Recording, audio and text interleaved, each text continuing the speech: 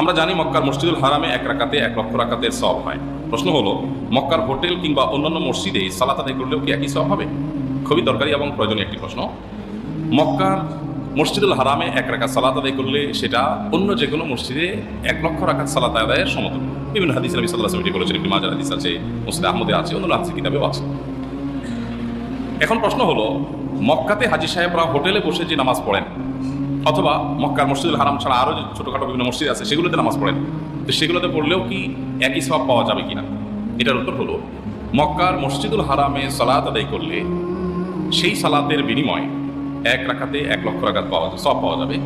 এই বিষয়টা অনেক ওলামাদের মধ্যে শুধু মসজিদুল হারামের জন্য খাস, কারণ হাদিস নবী করিম সাল্লাল্লাহু আলাইহি ওয়াসাল্লাম মসজিদুল হারামের কথাই বলেছেন যে এই মসজিদে যে নামাজ হবে এটা 1 রাকাত, অন্য মসজিদের 1 লক্ষ করে। তাহলে সেটা নবী করিম সাল্লাল্লাহু আলাইহি ওয়াসাল্লামের হাদিসের আলোকে বোঝা যায় মসজিদের জন্য, অতএব মসজিদের বাইরে হোটেলে পড়লে এটা পাওয়া যাবে না। এটা অনেক ওলামাদের মত। তবে সংখ্যাগরিষ্ঠ আলেমদের বা আর অনেক ওলামাদের মত হলো যে মক্কার হারামের এরিয়ার মধ্যে, হুদুদে হারাম মিকাতের এরিয়ার ভিতরে, মিকাত না হারামের এরিয়ার যে ভিতরে, এইটার ভিতরে যদি হয় তাহলে সেক্ষেত্রে পুরো হারাম এরিয়া জুড়ে প্রায় 70 বা 80 কিলোমিটার প্লাস মাইনাস এরকম হবে হারামের এরিয়া। এই সম্মানিত এরিয়া যেটা, এই পুরো এরিয়ার মধ্যে যে কোনো জায়গায় নামাজ পড়লে 1 রাকাতে 1 লাখ রাকাতের সওয়াব পাওয়া যাবে।